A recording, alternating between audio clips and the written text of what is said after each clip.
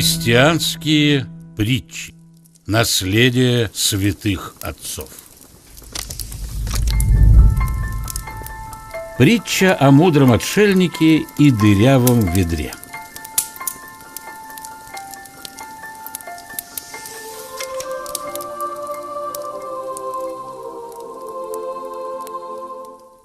Один из монахов монастыря в Сцетте совершил серьезную ошибку. И судить его братья позвали самого мудрого отшельника. Мудрый отшельник не хотел приходить, но братья были такими настойчивыми, что он согласился. Но все же, прежде чем отправиться, он взял ведро и сделал в его днище несколько дырок.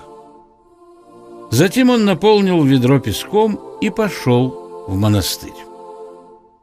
Отец-настоятель, обратив внимание на ведро, спросил: «Для чего это было сделано?»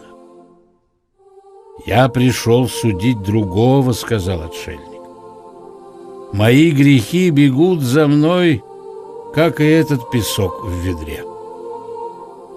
Но поскольку я не смотрю назад и не могу увидеть свои собственные грехи, то я способен судить других». Немедленно монахи решили отменить суд.